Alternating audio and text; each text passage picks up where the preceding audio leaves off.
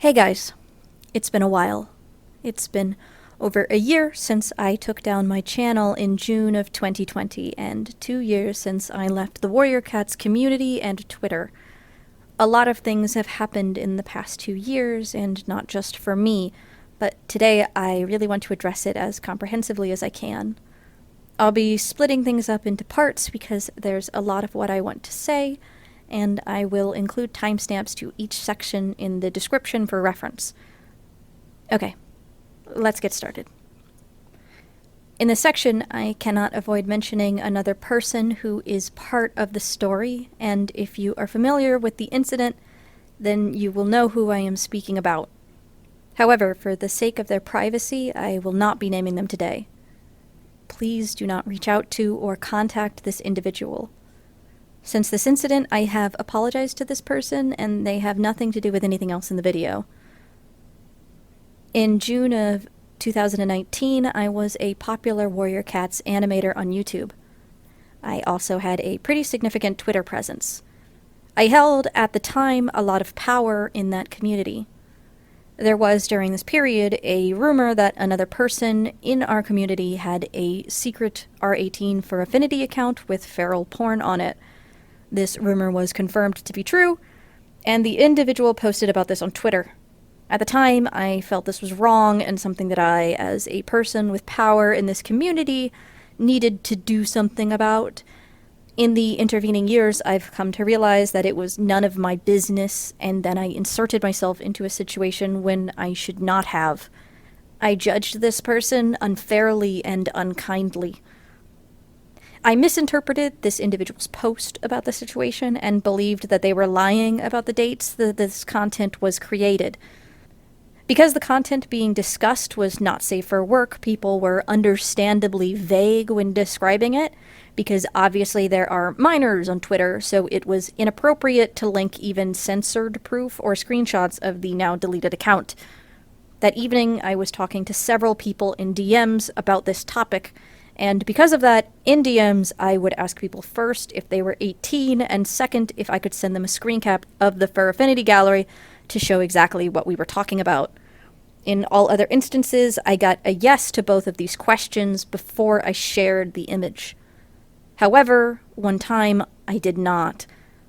I stumbled on a tweet where a person I did not know called me a slug, and I assumed, because of the hot button topic currently filling my timeline, that it was about this situation. I DM'd this person about it, and after they dismissed my argument, I sent two images: a screenshot of a leaked text message and a screenshot of the Fur Affinity Gallery with uncensored images. I also sent an unkind message along with it, something along the lines of, "Have fun supporting the turkey fucker." Let me be clear. This was wrong, and I don't have any excuse for it. I believed at the time that this person was an adult, but even if they had been, sending not safe for work images without consent is wrong, and I should have known better. I am wholly and totally in the wrong here. The minor in question did not do anything wrong and did not deserve this. I am completely at fault. I apologized to the minor that same night, but the mistake was greater than a single apology. Still, I want to say it again here to the minor in question and to everyone whom I disappointed with my careless actions, because I feel it is important to say it explicitly. I am so sorry. In response to the incident and the understandable backlash I received, several allegations surfaced from people whom I had interacted with. These allegations were not something I took lightly. I have spoken pretty extensively about these allegations of abuse and manipulation with my friends, my family, my therapist, and I have had a lot of revelations about my behavior. When I left YouTube, I said that it had been bad for my mental health, and I was right. The pressure that I felt under so much attention was making me paranoid, defensive, curt, and impulsive. My behavior was shameful. Ultimately, I believe the main issue in my interpersonal relations arose from ignorance on my part. I had a lot of power in this community. People around me went into conversations with me knowing that if I wanted to, I had the power to hurt them and their reputations, and that knowledge factored into every interaction anyone had with me. This is a power dynamic, an imbalance, and it was an imbalance I failed to consider, appreciate, or account for. If I made someone uncomfortable or said something that hurt their feelings, they did not feel safe telling me. And so I did not know, and I did not apologize or correct that behavior. So, upon reflection, reading people's many thoughts on their relationships with me, I have realized that yes, I hurt people. I may never have set out to manipulate or abuse anyone, but my intent is irrelevant when the effect was the same. I may not have intended to put people in a position where they felt like they owed me something, but I did. The hurt that I caused was real, and as a result, I lost almost every important relationship in my life. I have reached out to many ex-friends to apologize, but for the most part, these people have made it clear that they do not want to hear from me again, and I have done my best to respect that. But if you are watching, I am going to say, because it's important to say, I am so sorry. I wish I had done better by you. I was not a good friend to you, and I should have been. There was never a point where I didn't think I had anything to apologize for. The moment I realized what I had done, I regretted it.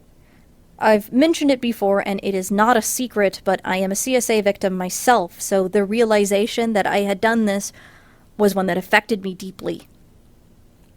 I apologized to the minor immediately in DMs, but I knew this was going to have to be addressed publicly. I have no defense for my initial apology.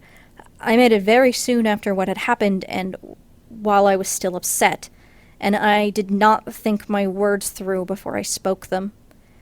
I was quite rightfully put in my place by those who responded. I made 2 other attempts to apologize that night with different statements. Neither addressed the situation correctly. I made a mess of things. I spoke emotionally and irresponsibly. I did not consider the weight of my word or my actions the way that I needed to. The effect of emotion-filled statements was that I caused a massive amount of stress and discourse to rocket through an entire community and to cause a great deal of pain for a great deal of people. This, too, was my fault, and I'm sorry for this.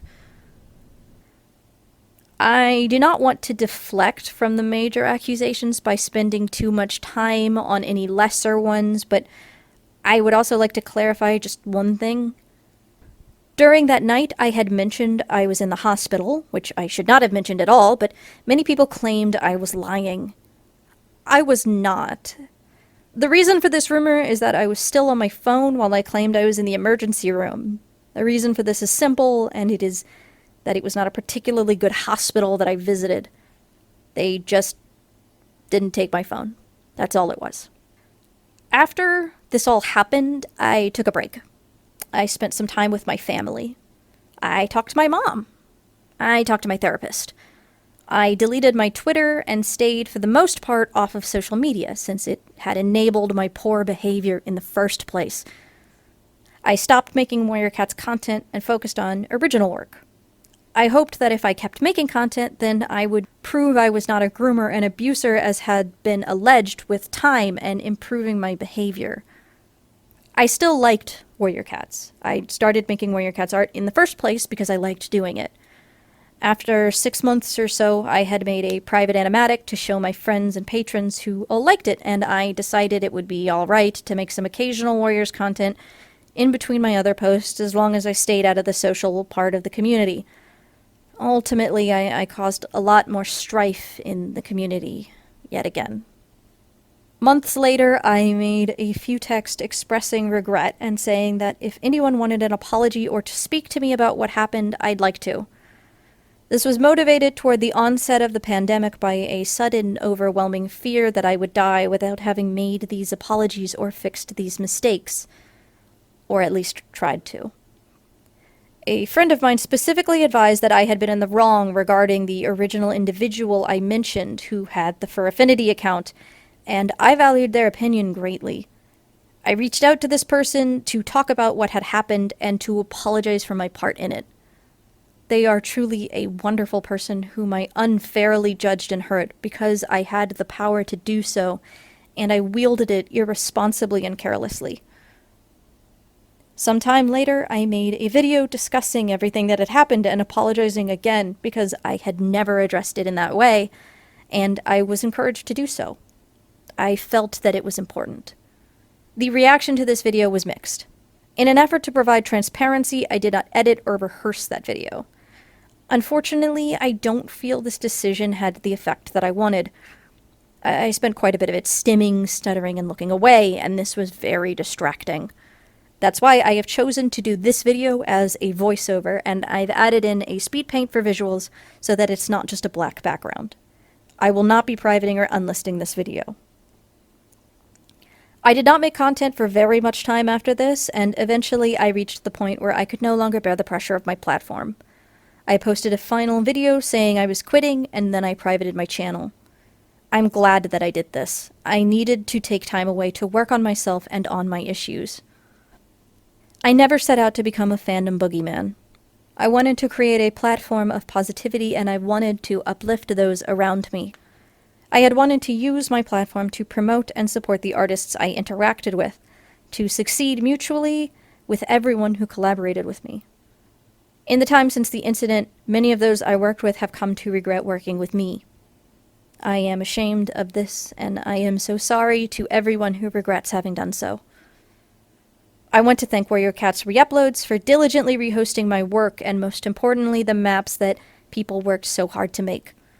I've since seen a strong split between people who want the projects that they were a part of backed up at their original sources, and people who do not want to support me with their clicks.